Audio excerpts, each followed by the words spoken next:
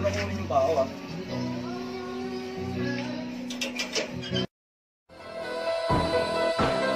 Rap kalye, rap kalye.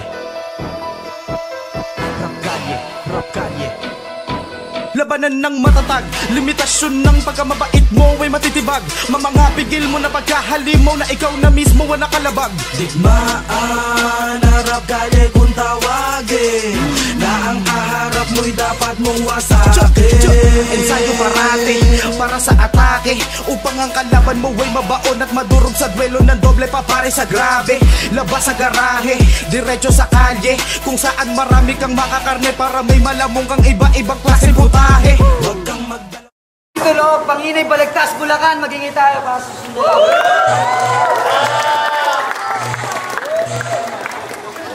Shouts nga pala, Jantrix Mobile,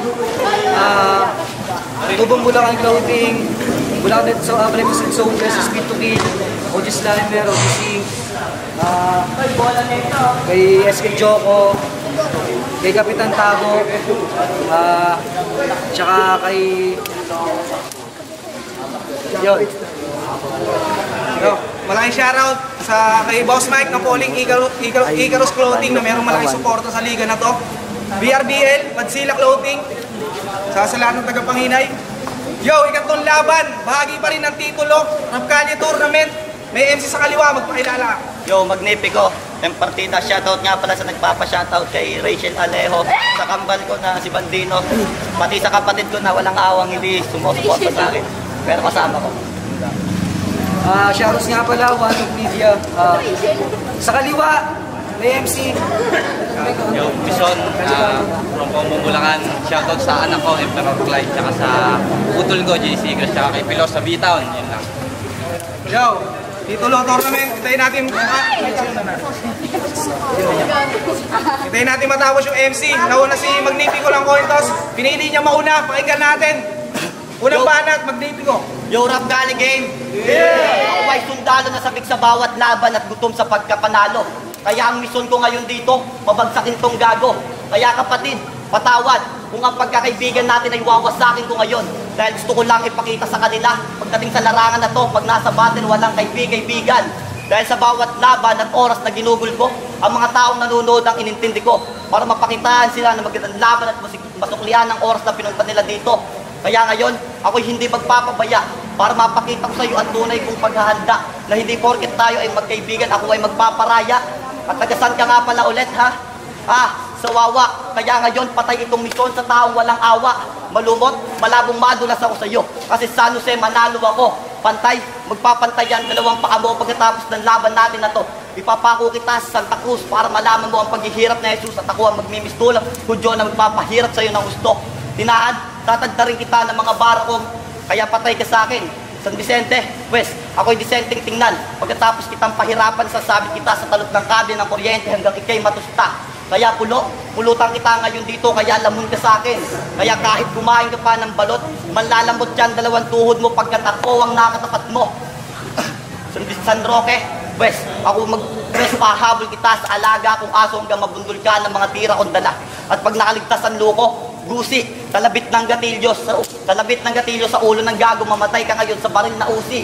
Santo Niño, pues, ako ang bibistulang El Niño, kaya tuyo lahat ng bara mong dala. Ano, Mison, masarap ba akong kabatin? Mapait ako na kaibigan, pero demonyo akong kalaban. Kaya nung sinabi mo na tayo ang magtatapat dito sa tournament, ako ilang beses na tumanggi. Pero sa mapilit ka, kaya talo-talo ngayon tayo dito, pre. Kaya kahit ilang beses mong pisunin ang daan na lalakaran mo, yanig dyan sa akin pagkat lindol ang dala ko. Kaya ngayon, wala kang marireceive na text at tawag sa magulang mo para tulungan ka dito. Baligtarin mo muna ang pangalan mo para malaman mo ang pinupunto ko. Kasi ang baligtad ng mission ay no sim gago, kaya tapos ka sa akin. Bye. Yo. Unang banat ni Mison, pakinggan natin. Yung mga banat neto ang tatamlay. Humihingi agad ng sukle, wala ka namang binibigay.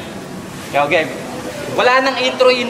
Ito na ang unang turna ng liga, kaya dapat handa at sala mga pyesa kong dala kasi mahirap magpabaya at umasa sa wala. Kaya nag-ensayo ko ng dahan-dahan para sa entablado'y handang-handa. 2 karet ang hawak ko, hindi ka makakailag basta-basta. Kaya pagtapos dito pare, tabas-tabas ka. May mga nagsasabing hindi ako makakadikit sa'yo kasi hindi daw kita kaya. Tama nga sila, hindi ako makakadikit sa'yo kasi nga yak ka, hindi naglalaban ng damit ang puta. Baka may bala ka pang magpatayo ng clothing line. Tangina, nakaka-lonely. Bago clothing line, nakitayo mo muna, laundry. Yung kalaban ko nung nakaraan, hindi sumipot. Kaya baka iniisip mo na hindi din kita sisiputin. Sino ka ba para hindi ko siputin? Tangina, ang lala. Kung yung malalakas nga, sinisipot ko itong mahina pa kaya. Baguhan na itinapat sa baguhan. Ano to? Gaguhan? Sige, papalag ako. Sanay naman ako sa dagukan. Pero malamang mamaliitin ako ng Magnifico na to. Sanay na ako sa mga ganyang satsat. Magnifico ka lang sa pangalan pero wala kang pinakitang mabigat. Ano masakit? Ganyan talaga dito sa liga. Tinuturing kang sampid. Bahay na ako nabato habang ikaw gawang pawid. Bawat battle mo, wala kang dugo na maipahid. Kahit sugat sa kalaban, wala kang maipahid. Sa madaling salita, kilala ka lang pero wala kang alam, parang si Lito Lapid. Ano, Magnifico na ako sa'yo. Gusto mong manalo? Naku, magtigil. Galing ka lang sa panalo, kaya kagigil. Yung pagiging bakal mo sa battle, naging kahoy, kaya hirap kang makaahon dahil sa mga bobo mong baon sa pagkapanalo. Halata ka tol sa bik, ginawa na ang lahat pati pag-aadik. At si Magnifico, lumaklak ng lumaklak, kaya ang kinahinat na nitong taong kahoy na sabik. Ayun, si Bak, ano, di niyang may suntok, sige bibigyan pa kita. Hindi na ako kukontra pag ikaw ang nagbida. Kontra, bida, sige ikaw na ang sikat na aktor sa palabas na to, ikaw na din magkukontrol. Ayan pare, binigay ko na lahat sa'yo pa ng pabor, pero talsik ka pa din pag ang kinalaban mo, direktor. At huwag kang mayabang kasi malaki ka lang pero yung kabubuhan mo sobra. Kaya kahit malakas ka pa dito sa laro, sa akin hindi ka makakaporma. Parang ginawa ng Pilipinas sa Australia. Sa laban na to at sa lahat ng bitaw, sana sa akin walang madismaya. Kapaypon at makunawa, pasyensya na kasi meron ng kagupong kutumba. Second round, Magnifico, pare. Yo, hindi daw ako naglalaba. Oo, tama ka kasi may sarili akong tagalaba. Round 2 game. Ano, kaya mo pa ba? Round 1 pa lang, pinatay na kita sa sarili mong lugar. Tumanggap ka ng laban na hindi inaasahan ni Bakunawa na tayo pa ang magdidigmaan. Makasarili ka, gago. Di mo man lang inisip ang paghihirap ng Pangulo. Pagkatapos kang tanggapin sa grupo, ito pa ang sinusukli mo. Nakuha mo ba ang pinupunto ko? Hindi, kasi may sarili kang mundo. Kumbaga lahat kami tao dito at ikaw lang nag-iisang alien na nandirito. Ano bang masamang hangin na nagtangay sa'yo papunta rito ha? Si Ompong? Ompong, mga daliri, kamay at paa. Ops, mga bata, tama na pagpapatawa. Masyado ata kayong naging masaya habang kinakawawa ko siya. Wah, kung masakin na kita, gagamit aking taktika na di makuha ng iba. Pag gumawa ng sakuna, madabadino ba ko naw at pinabagsik pa. May ay kung sinay pa, ano, buhay ka pa. Ano ang palagi sa akin kung kay Pilos ka lang nagbulat, ang inang ka. Alam ko naman, nagigil ka sa akin at sabi kang talunin ako. Pero ang pangarap mo na yun, Wes, hanggang pangarap na lang yun. Dahil habang sinusulat itong round 2, ako'y nalilito. Di ko malaman kung ano ang uunahin ko. Kung ang pag-aaral ko, ang laban natin na to. Bagkos, pinagsabay ko pa sila para mapatunayan ko na kaya kong tumayo sa sarili kong mga paa. Sulat sa eskwelahan, sulat sa bahay. Pagkakabisa sa paaralan, pagkakabisa sa bahay. Kahit kapos sa oras, tuloy-tuloy pa din para mapakita ko sa iyo ang tunay kong angking galing. Di man kalaliman, di man kababawat. Pero siguradong tatatak sa isip ng bawat mga nanonood na kung paano ko dudurugin itong misyon na to.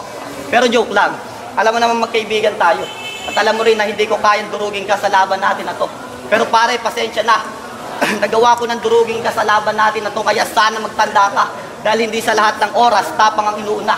Matuto kang mag-isip sa bawat desisyon na gagawin mo. Teka, paano ka nga pala makakapag-isip kung hindi mo naisip ang paghihirap ng Pangulo sa grupo? Tumanggap ka ng laban sa hindi mo pa katalo. Di ko dinadahilan na tayo magkagrupo. Pagkus pinaghahanda lang kita sa pagkatalo mo sa laban natin na to. Ano, masarap ba lumaban sa sarili mong kagrupo? Wes, lubos-lubusin mo na dahil ito na ang huling yugto mo. Dahil malapit na sa akin ipasa ni Bakunawa ang kanyang titulo. Una kitang tatanggalin sa grupo kasi baka lumaki pa ang iyong ulo.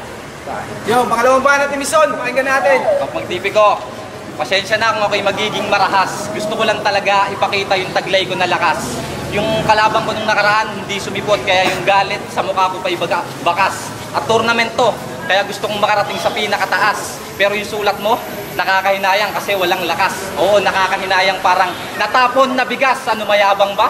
Bakit? Sabi nga ni Sir Duma, sino dito ang rapper na walang angas na dala? Wala, di ba? Pinapakita ko yung totoo kong pagkatao. Di naman kasi ko tulad yung mga gago, nagiging plastic para lang makuha yung boto ng hurado. Kaya sa akin, wala kang tagumpay na mapupulot. tutupiin lang kita parang balisungkong itiniklop. Kaya wag mo sa akin sasabihin na mga bara mo'y malalim, dahil kaya kong isampal sa iwan salitang mababaw man yun sa akin, pero buo kitang lalamunin. Hindi mo ko kagaya na nagiging kampante kahit walang kakwenta-kwenta yung mga sinasabi. Ang ibig sabihin ko pare, isa kang malaking bobo, wala kang kwentang magsulat, ang inaasahan mo lang tropa mo yung hurado. Eh di wala na pala akong chance na manalo. Sayang lang yung aking mga pinaghirapan. Okay lang, walang problema, kayo naman mga magdadala niyan. Palakpakan, palakpakan. Magaling ka sa dayaan. Akala ko ba sa taas tayo hatakan? Ba't naging ganyan na yung pamamaraan? O baka iniisip mo na masyado kitang hinuhusgahan? Teka, wala akong sisihan. Ang pinupunto ko lang para hindi ka maging talunan, wag mong asahan na tropa mo yung hurado kasi tatalunin kita sa sarili mong kapabayaan. Personal ba? Okay lang yan, pare-pares lang tayong nilalang na may dalang piyesang may bang, na share mo lang, kulang-kulang itong timang, tingin sa aking punching bag, sabog ka lang, first round ka lang ng tournament, ikaw ay si Mambadang! Sa laban na tuwat sa lahat ng bitaw, sana sa akin walang madispaya, kapay ko na't bakunawa, pasyensya na kasi may kagupong, itulumba at opinion. Yo, huling banat, ni Magnifico, pakinggan natin. Kung iyahalin tulad kita sa isang karne, wala nang bibili sa'yo. Kasi kinatay na kita ng una, pangalawa at ito pa ang pangatlo, kaya triple dead ka nagago. Mga banat mo walang talab, sa sobrang kapal ng aking balat. Salat na to sa kahirapan, talas ng aking pandama. Sa pangungutya ng iba, di ko na to iniinda. Teka, pero tila meron ata kayong napuna na narinig nyo na to sa nauna man sila ginagaya, bagus mauna lang sila na makilala. Sa larangan na ginagalawan natin ngayon, handa na akong makipagsabayan. Talentong binigay ng may kapan, di ko na to pababayaan. Kaya nandito ako sa Rapkalye kasi ito na ang dalawa kong tahanan. Kaya Mison, di ba unang battle mo to? Pasensya na, hanggang dito ka na lang. Kasi nagbigayan na ng titulo nung nakaraan pero hindi ka binigyan kasi hindi ka naman daw nila pakikinabangan. Kaya umuwi ka na lang, ay na ang iyong nanay. Pag uwi mo sa bahay, yari ka pa sa iyong tatay. Kaya naman,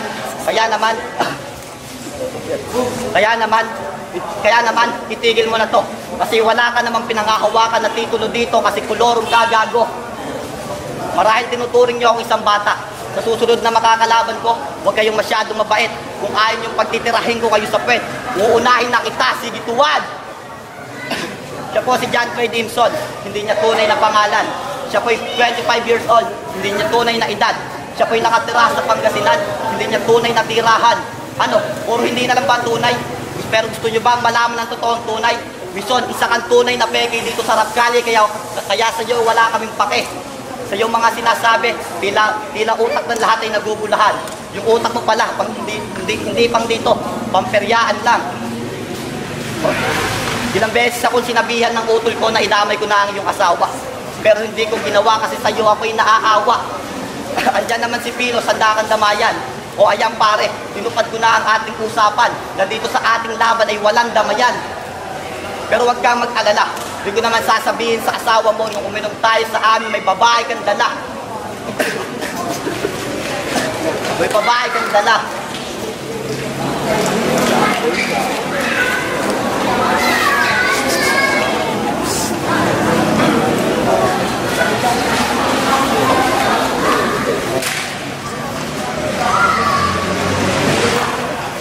Time. Huling banat ni Mison, pakinggan natin. Round 3 na. Alam kong magdadala ka na. Sa susunod, mas galingan mo pa dahil maraming magagaling na MC na dito ay lalabas pa. Pero wala akong pakialam sa kanila kahit magaling silang bumayo. Pukin ang inagutom ako na rapper kaya kakainin ko kayo! Ano, kahit saan mo kayain, nakapela, freestyle, papalag ako para minsan ay malibang. Dudurugin ko itong mukhang unggoy na nilalang, kaya wag mo pang tinatakot, bito ka ko din halang. Kamukha mo tol si Aiko nung nag-a-addict pa yan. Kaya mga babae sa kanya nagtatangka. Gwapong-gwapo daw ito nung wala pa siyang muka. Tapos ang bango-bango, pwede nang pang Saudi. Nung lumapit ako, amoy utos ni Kali. Kapag magnipi ko, pasensya ka na talaga. Sasabihin kong hindi maganda. Kaya ako tinanggap tong battle na to sa pangarap ko talaga. Pero sana wala pa din pinag-iba. Akit na ako sa round 2. Mag-iingat ka, tanggapin mo na lang sa sarili mo na pinag-warm upan lang kita. Pero yung laban mo kay Blue, sa'yo talaga yun, promise. Judge ako nung kaya pinag-isipan ko ng ilang beses. Kaya ang boto ko, all 3 rounds para kay Magnifico, dinaan ko sa palakasan ng boses. Nanalo ka pa dahil lang sa sigaw, parang nakakapagtaka. Sa bagay, ganyan talaga pagbalot sa katangahan, dadaanin sa sigaw kahit masakit sa tenga para lang bumenta. Pero yung mga ganyan sa akin, hindi na uubra. Tila ako isang presidente na natutulog tapos may mga aabala na kesyo maraming tao sa labas na nagsisigawan na sama-sama. Pero wala akong pakialam sa pinaglalaban mo at maingay mong sigaw. Presidente nga, di ba? Kaya isnab sa akin tong rallyista at sumakto ka sa oras. Eksakto lang na 2 minuto. Baka bawat verso mo kasing haba pa ng pagkatao mo o umabot pa ng 3 minuto. Aba, disqualified na to. Disqualified na to. Pero sa bagay, wala namang kwenta mga banat mo. Ba't mo pa nga mahahabaan? Sawan-sawa na kami makinig sa mga dala mong katangahan. Partida ko na sa ito, kapatid. Kahit busy ko sa trabaho, di naman kasi ko katulad mo. Yung nanay mo nakakaawa. Inom ka ng inom. Kasama mo lagi si Bakunawa. Tangina, habang tumatagay, imbis na mag-ipon, tagay ng tagay, lagi niyo pa kinukontak si Icon. Okay lang namang uminom pag may ambag ka. Kaso pag umiinom tayo, wala kang ambag kahit dos, para kang sipilos. Sa laban na to at sa lahat ng bitaw, sana sa akin walang madismaya. Icon at Bakunawa, pasensya na, pero meron akong kagrupong itutumba. Go, magingay para sa laban na yun!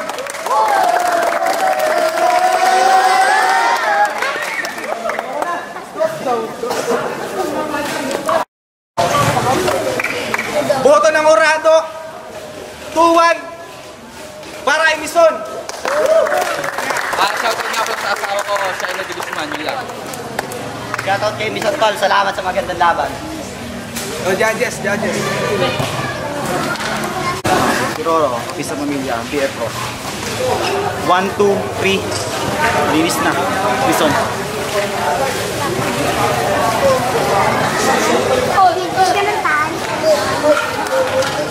Audis Liner, Audis King. Salamat po Kapitan Orlando Tapos at Gago. Nagbigyan kami dito sa Belgium. Tapos kay Treasurer Danny Ortiz. Tapos yung mga tumulong, Jumpix Mobile, SK Joko. Tsaka shoutout ko lang yung kaibigan ko sa Japan, si Glenn. Sobrang shoutout. Tapos boto ko, maglupi ko. Round 1, round 2. Tapos round 2 kay Mison.